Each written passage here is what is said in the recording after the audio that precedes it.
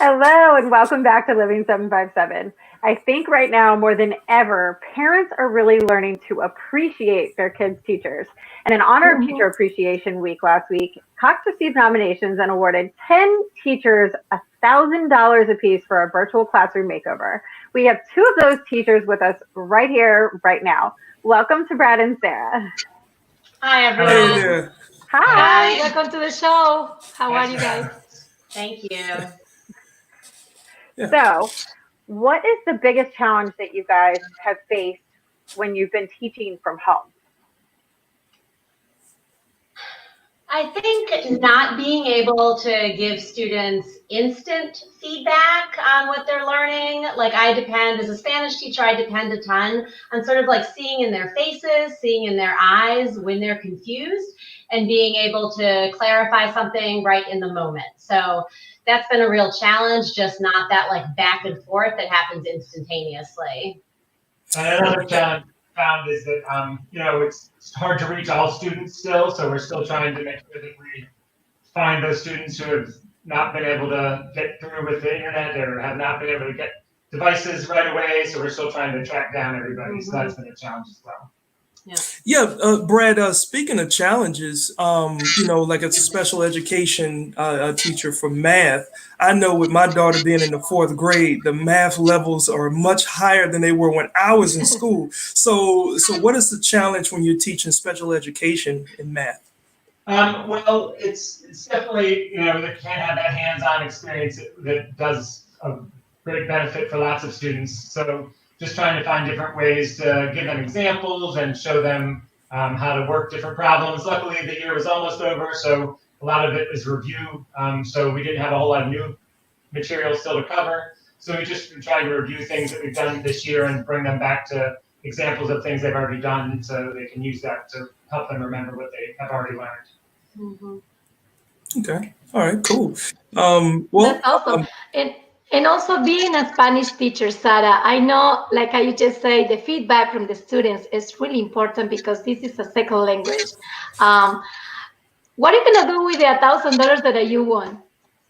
That's something I'm really still trying to figure out right now. We're really prioritizing at our school in this like final stretch of 4 weeks, making sure the kids who've been less engaged with the distance learning, that we like get them fully on board.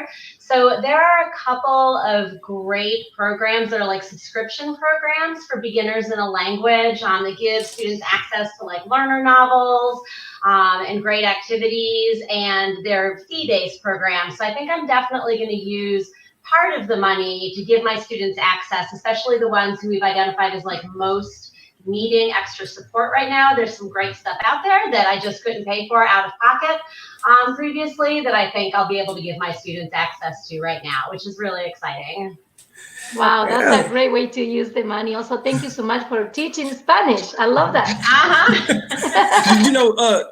Hold up, Ashley, did you have another question? Because I wanted to ask the Spanish teacher if I wanted to test my skills, if that was okay. Yeah. Well, really, I want to know: did you guys nominate each other? How did that work? No, our principal nominated us. So he's gotten some feedback from parents about teachers who have been working really hard, and some people have noticed that we've been really doing a lot of good stuff, and so they reached out to him, and he saw those coming in. So our principal, Tommy Spiegel, he's the one that nominated us, and we're really thankful for that. That's amazing. Yes. Yes. Congratulations to both of you. Yeah, that's an absolute blessing. Now, Sarah, this is for you because Patricia's been working with me on my Spanish. Okay, all right. Quiero ir al baño. ¿Quieres Good ir al job. baño? ¿Quieres?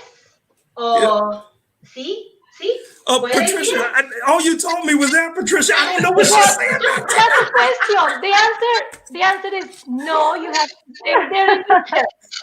Oh, thank you. So I failed. No, you didn't fail. But no, you do very good, Quincy. ¿Puedo ir al baño? Yes, that's a really nice question. Awesome. Well, we definitely want to thank both of you, Brad and Sarah, for what you do in the community. And we know you got to get back to your son. He has a big calculus test. So thank you guys. Yeah. Thank you so much, guys. Thank you. Thanks for having us.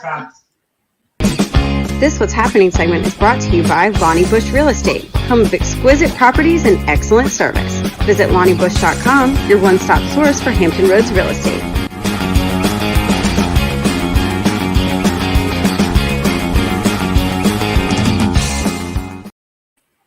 Wow, Good job, that Quincy. was. Well, thank you. I tried a little bit, but I didn't understand what she was telling me back. I'm like, you didn't teach me that part. I didn't know.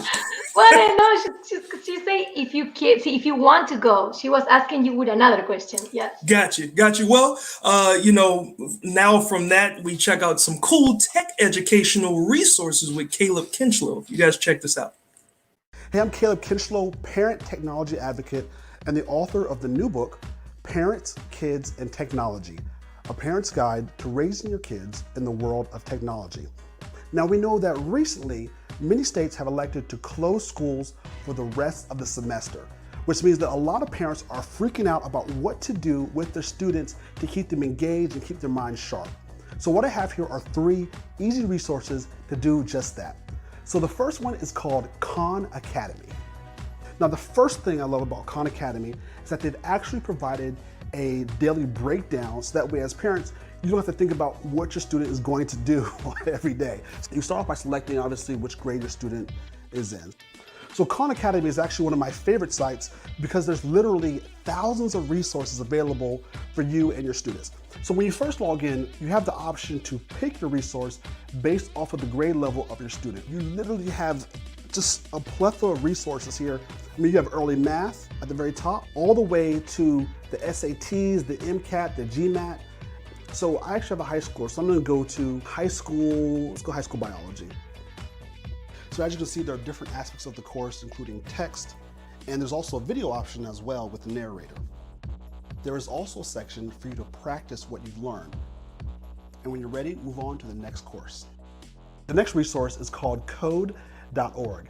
Now this website is actually connected with a lot of major tech companies. So you've got Facebook, Google, Microsoft, all involved in supporting this company. So the thing about coding is that 1, your student uses it every single day, they just don't know they're using it. And 2 is that it's part of STEM. And STEM careers are some of the biggest career fields happening right now and also moving to the future for your students. So they need to be involved in this type of learning experience. So let me show you how the website works. All this is free. You have all these different options to teach your students how to code, which is really awesome, is they've kind of made it into a game with different fun activities. So I mean, look, you've got Gumball up here, with Cartoon Network, you have Google, of course you have Disney, you have Barbie, you have Hot Wheels, Snoopy, Lego. These are all things that your students can get involved in and actually with characters and they already know about. The last resource I want to show you is from Amazon's company, Audible. So what they're doing is providing a list of free audiobooks for your students. And actually I love this aspect of it, and I think a lot of teachers will like this as well. They even have the literary classics on here. I hope these resources will be beneficial to you, and if they are, do me a big favor, share this video with another parent who might be trying to figure out what to do with their student. So again, my name is Caleb Kinchlow. If you want to reach me, go and check me out on my website, calebkinchlow.com. And of course, check out my new book, Parents, Kids, and Technology. And thank you so much for watching. Hey, thank you very much, Caleb. I certainly appreciate that information. Yeah, he always brings the latest things in technology for the kids, and especially this website that I have a lot of resources and tools, and it's completely free. So this is amazing. You know what? Absolutely. I feel kind of cheated because I don't know. Well, yes, I do know about when you guys are younger. Because when I was younger, we didn't get the coding. We didn't get the coding education, and I feel like that's huge because coding is so huge now. Like technology is taking over, and I feel like it's instrumental for kids to learn how to code these days. So that's really cool. I don't know. That's the one that I would want to check out. Yeah, and like more so now than ever before, people are forced to learn the computers and learn how computers work, with how we're forced to communicate virtually more now than ever. So Yep. just that type of pertinent information is very important for kids and for parents too. For everyone, Agreed. like you say, for parents too, because before we just thought, oh, this is just for kids, the new thing, we don't have to do it for my job, I don't need it. Now it's very necessary. Like everybody needs to be updated with technology and know how it works. So this is amazing. Yeah, and Amazing information. even though I'm a grown man, I want my mama to learn this stuff. It's time for Yeah, her to me learn this stuff. too. I think my mom, she just learned now and she's still learning. And it's amazing how I can see her, learning this new step in the process that she's been doing is cool. It's like, Awesome. Mom, do you learn that? That's awesome. I was impressed when my mom learned how to use emojis. Yeah. Well, guys, coming up next, we have a special guest. And May is the Foster Care Awareness Month. So stay with us.